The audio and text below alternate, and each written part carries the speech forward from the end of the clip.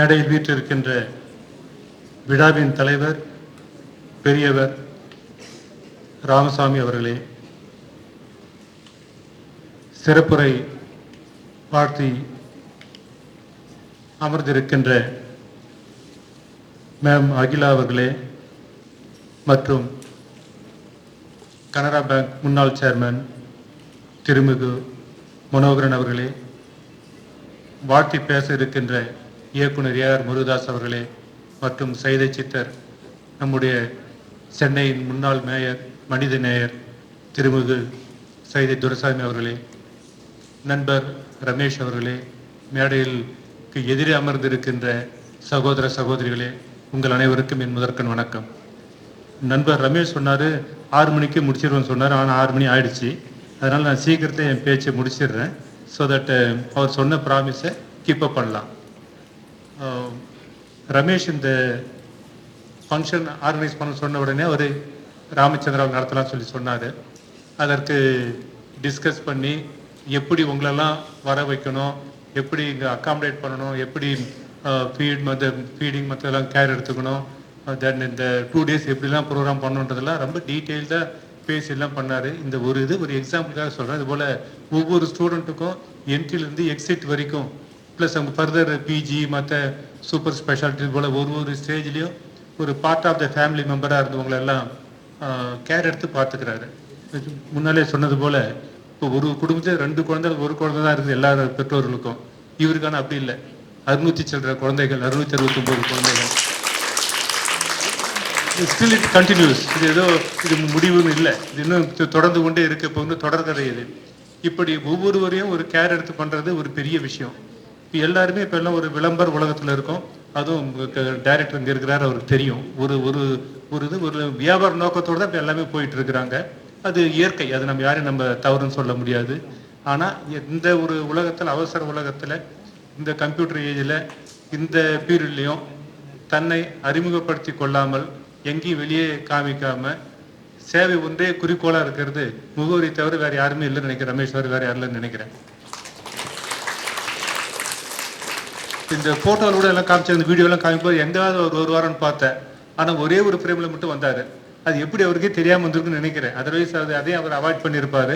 அந்த MBBS students, PG students எல்லாம் பார்த்துருந்தேன். அதில் எங்கேயுமே அவர் தலை காட்ட மாட்டார். அப்படி அவருடைய சேவை மட்டும்தான் பேசணுன்ற ஒரு எண்ணத்தோடு இருக்கிறவர். அவருக்கு கடவுள் நீண்ட ஆயுளையும் ஆரோக்கியத்தையும் இந்த சேவை மனப்பான்மையை அப்படியே தொடரணும். இப்போ இந்த நமக்கு தெரியல, கங்கை ஸ்டார்ட் ஆகும் ரொம்ப புனிதமாக, ரொம்ப பியூரிட்டி நல்லா இருக்கும். கங்கை யாரு இந்த இமாலயாஸை ஸ்டார்ட் பண்ணுறது நல்லா இருக்கும். அப்புறம் ஓவர் த பீரியட் பார்த்தீங்கன்னா அப்படியே கொஞ்சம் பொல்யூஷன் ஆட் ஆகிட்டே வரும். கடைசியில் இந்த வெஸ்ட் பெங்காலில் இதில் பெங்காலில் சேரும்போது பார்த்தீங்கன்னா அது வாயை குடிக்க முடியாத அல்லது கன்சியூம் பண்ண முடியாத அளவுக்கு அவருக்கு பொல்யூட்டட் வாட்டராக இருக்கும். அதுபோல் இல்லாமல் அவர் அந்த ஸ்ப்ரிங்ஸ் எப்படி அவர் ஹிமாலயாவை ஆரம்பிச்சிருக்கோ அது அப்படியே மெயின்டைன் பண்ணிட்டுருக்கிறாரு.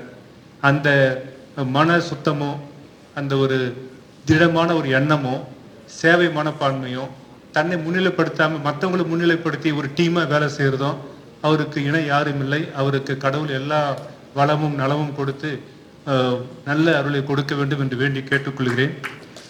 அவருக்கு பக்க பலமாக இருக்கிறவங்க இந்த விருதுகள் எல்லாமே இங்கே இருக்கிற எல்லாருமே, சைதை சித்தர் ஆகட்டும், அல்லது டைரக்டர் முருகதாஸ் ஆகட்டும், அல்லது மிஸ்டர் மனோகரன் மேம், இதுபோல் ஒவ்வொருவரும் ஏதோ விதத்தில் எல்லா விதத்திலும் ஹெல்ப் பண்ணிட்டே இருக்கிறாங்க. அதனால தான் அவருக்கு இந்த சேவை செய்ய முடியுது. இதுபோல் பல விருதுகள் இன்னும் வர வேண்டும். மேம் சொல்லியிருக்காங்க, நான் நிறைய பேர் நான் ரெஃபர் பண்ண போகிறேன்ட்டு. இதுபோல் பலர் வரணும். ஸோ தட் உங்களுக்கு எல்லாம் ஈஸியாக நீங்கள் படிச்செல்லாம் மேலே வரணும். உங்களை பற்றி மிஸ்டர் மனோகர் ரொம்ப நல்லா சொன்னார். நீங்கள் உங்களுக்கு ஒரு ப்ரைடு வேணும், உங்களுக்கு திறமை தான் நீங்கள் வந்திருக்கின்ற ஒரு எண்ணம் வேணும்னு சொல்லியிருக்காரு. இப்போ மேம் சொன்னாங்க, என்ன சொன்னாங்கன்னா, நீங்கள் நிறைய சாப்பிடணும், அது நிறைய சாப்பிடலாம், நல்லா சாப்பிடணும், சத்துள்ள சாப்பாடாக சாப்பிடணும், உங்கள் உடம்பு பார்த்துக்கணும், மற்றவங்களுக்கு சேவை செய்யணும்னு சொல்லியிருக்காங்க. உங்களை பொறுத்த வரைக்கும், இந்த ஸ்டூடெண்ட்ஸ் பொறுத்த வரைக்கும் இப்போ எல்லாம் மேக்ஸிமம் எம்பிபிஎஸ் இருக்கிறீங்க, சிலர் பிஜியில் இருக்கீங்க, மேபி இன்னும் சிலர் சூப்பர் ஸ்பெஷாலிட்டிக்கு போகலாம். அது ஃபைன். நம்ம எல்லாருக்கும் எல்லா துறையிலும் எல்லாம் சிறந்து விளங்கணும்னு சொல்லி ஆசைப்படுறது இயற்கை.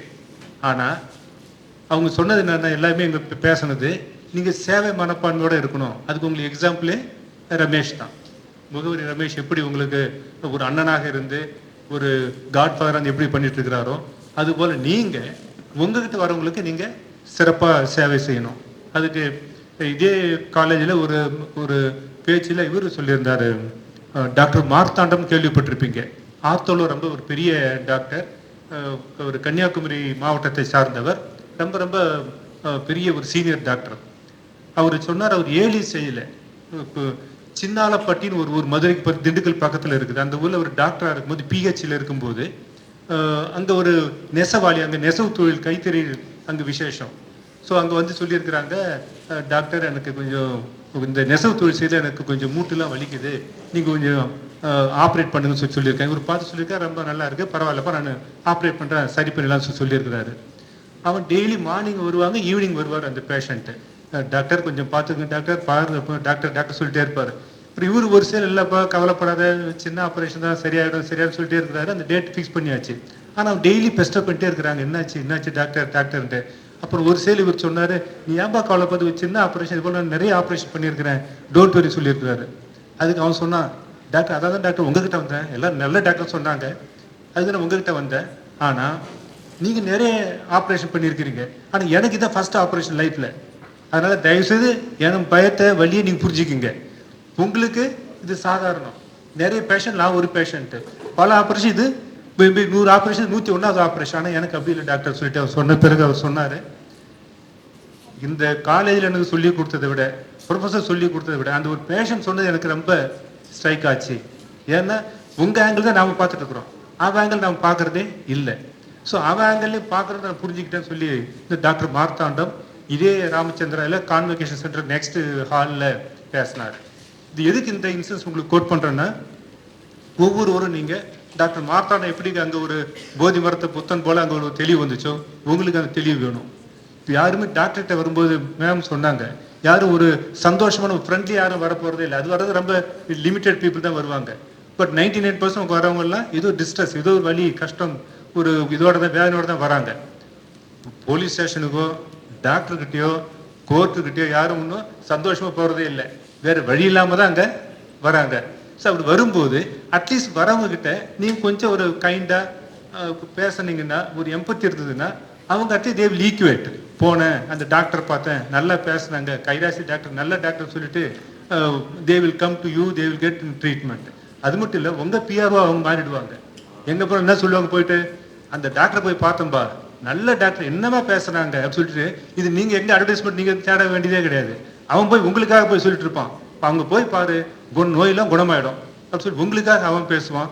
ஸோ இந்த இனிய உளவாக என்னாத குரல் கனி இருப்ப காய் கவர்ந்துட்டுன்ற மாதிரி நீங்கள் அவனை திட்டி ட்ரீட்மெண்ட் கொடுக்குறீங்களா அல்லது கனிவாக பேசி ட்ரீட்மெண்ட் கொடுக்குறது உங்கள் கையில் தான் இருக்குது. ஸோ நம்ம எதை எடுத்துக்கணும், காய் தான் எடுக்கணுமே தவிர பழத்தை எடுக்கக்கூடாது. அப்படியா? இல்லை, நம்ம எதை எடுக்கணும், பழத்தை தான் எடுக்கணும்.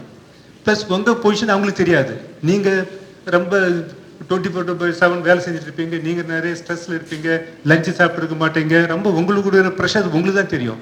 ஆனால் அவங்க அதுக்கெல்லாம் தெரியாது. அவன் வந்து போகிறவன் சொன்ன மாதிரி அவன் உங்களுக்கு ஒரு பெரிய மலையாக நம்பிட்டு வந்துட்டு இருக்கிறாங்க.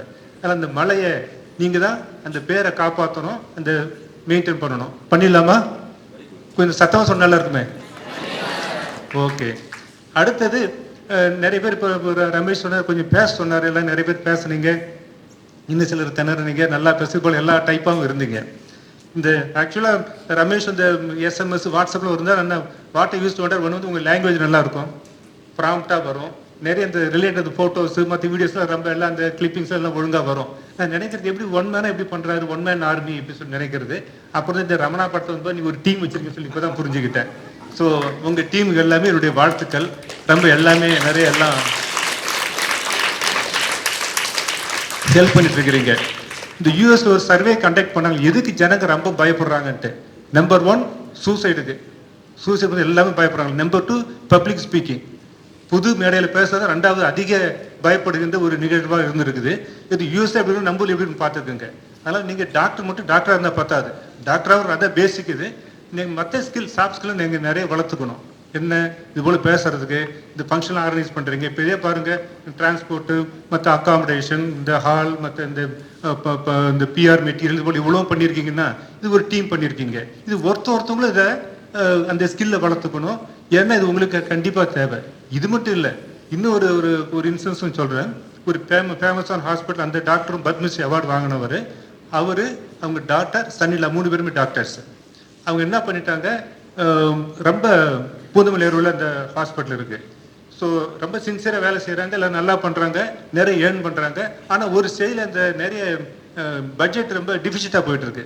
அப்புறம் இவங்களுக்கே ஷாக், என்னடா நம்ம இவ்வளோ ஹார்ட் ஒர்க் பண்ணுறோம், இவ்வளோ ப்ராக்டிஸ் இருக்குது, ஆனால் எப்படி இந்த இதெல்லாம் பில்லாம் பே பண்ண முடியல, ஆனர் பண்ண முடியலன்னா அங்கே அக்கௌண்ட் ஆட்டை போட்டான். சரிங்களா? அதனால் நீங்கள் ஹார்ட் ஒர்க் பண்ணுறது ஒன்று, அடுத்தது எப்படி how to invest, how to do, அதுதான் ஆடிட்டில் வந்திருக்கிறாங்க. சரிங்களா? நீங்கள் அந்த அந்த சென்ஸும் தெரிஞ்சுக்கிங்க, உலகத்தை தெரிஞ்சுக்கணும். ஏதோ நான் ப்ராக்டிஸ் மட்டும் பண்ணிட்டு இருக்கிறேன் அப்படின்னு சொல்லிட்டு வேறு எதுவும் தெரியாமல் இருக்கக்கூடாது. டாக்டராகவும் இருக்கணும், உங்கள் ஹெல்த்தையும் பார்த்துக்கணும், மற்றவங்களுடைய கைண்டாக இருக்கணும். ப்ளஸ் நீங்கள் என்ன ஏர்ன் பண்ணுறீங்களோ அது ஏர்ன் பண்ணுறது எப்படி ஏர்ன் பண்ணணும் அதுவும் சொல்லியிருக்கிறாங்க. எனக்கு முன்னால் எல்லாம் நிறைய சொல்லியிருக்கிறாங்க. நம்ம தவறான இதில் இப்போ கண்ணோட்டத்தில் இருக்கக்கூடாது, நியாயமான நேர்மையான வழியில் தான் நம்ம டாக்டர் ப்ராக்டிஸ் பண்ணி ஏர்ன் பண்ணிட்டு இருக்காங்க. அது ஏர்ன் பண்ணதையும் ஒழுங்காக சேவ் பண்ணி அல்லது இன்வெஸ்ட் பண்ணி நீங்கள் உங்கள் வாழ்க்கையை செம்மையாக அமைச்சிக்கணும். பண்ணலாமா? ஸோ உங்களுக்கு ஒரு நல்ல எதிர்காலம் இருக்குது, நல்லா அதை நீங்கள் பயன்படுத்திக்கணும், மேலும் மேலும் வரணும். இங்கே இருக்கிறவங்க போல ஒவ்வொரு லீடர்ஸும் ஒரு ஒரு பாயிண்ட் சொல்லியிருக்கிறாங்க. ஃபார் இன்ஸ்டன்ஸ் மிஸ்டர் ராமசாமி சொன்னார், பெரியவர் சொன்னார், எப்படி இந்த விவசாயிகளுக்காக நான் இது பண்ணுறேன்னு சொல்லியிருக்கிறாங்க, ஏழைகளுக்காக, இங்கே இருக்கிறவங்களுக்காக சொல்லியிருக்காங்க. இப்போ மேம் சொல்லியிருக்காங்க, உங்களுடைய வெல்ஃபேர் நீங்கள் எப்படி எவ்வளோ எம்பத்தியாக இருக்குன்னு சொல்லியிருக்காங்க. அதுபோல் ஆடிட்னு சொல்லியிருக்காரு, சாஃப்ட் ஸ்கில்ல வளர்க்க சொல்லியிருக்காங்க. அடுத்து வரவங்களும் போல இப்போ டைரக்டர் வச்சுங்களேன், எல்லாருமே நமக்கு தெரியும், ஒரு சினிமானா 4 சாங்ஸு, ஒரு 2 ஃபைட்டு, சம் சென்டிமெண்ட், இதுதான் தெரியும். ஆனால் நினச்சி பாருங்கள், நீங்கள் ஒரு டைரக்டர் பொசிஷன் எடுத்து பாருங்கள், ஒரு பாட்டும் இன்ட்ரெஸ்டிங்காக இருக்கணும், ஒரு டிஃப்ரெண்ட்டான டியூனில் இருக்கணும், மியூசிக் இருக்கணும், லொக்கேஷனில் இருக்கணும், ஃபைட்டும் டிஃப்ரெண்ட்டாக இருக்கணும், அது அந்த சென்டிமெண்ட்ஸ் நல்லா இருக்கணும், ஜனங்களை பார்த்தா பிடிக்கணும். ஒரு சக்ஸஸ் கண்டினியூஸாக கொடுத்துட்டு, ஒரு சக்ஸஸ் கொடுத்து 2வது நம்ம விட்டுறக்கூடாது, சக்ஸஸ் தக்க வைக்கணும். அதே தான் உங்களுக்கும். நீங்கள் ஜஸ்ட் நல்ல டாக்டராக இருக்கணும், கைராசி டாக்டராக இருக்கணும், கண்டினியூஸாக தொடர்ந்து பண்ணிகிட்டே இருக்கணும். அடுத்து ஒரு நம்ம மனித நேயம், அவரை பற்றி நம்ம சொல்லவே வேண்டியதில்லை, உங்களுக்கே தெரியும். இப்படி ஒரு குரூப் 1 சர்வீஸ்னா தமிழகம் முழுசும் அவருடைய ஸ்டூடெண்ட்ஸ் எல்லா இடத்துலையும் இருக்கிறாங்க. அது டெப்டி டிஎஸ்பி இருப்பாங்க, டெப்டி கலெக்டர் இருப்பாங்க, அல்லது ஆர்டிஓவாக இருப்பாங்க, அல்லது டெப்டி ரிஜிஸ்ட்ராராக இருப்பாங்க. எல்லாம் குரூப் 1 வந்தவங்கெல்லாம் அவருடைய ஸ்டூடெண்ட்டு தான். அந்த அளவுக்கு ஒரு சேவையை மனப்பான்மை பண்ணிட்டு இருக்கிறாரு. ஸோ இவங்களெல்லாம் நீங்கள் லைஃப் லெசன் எடுத்துக்கிட்டு வாழ்க்கையில் முன்னேறணும். வாழ்த்துக்கள். நன்றி.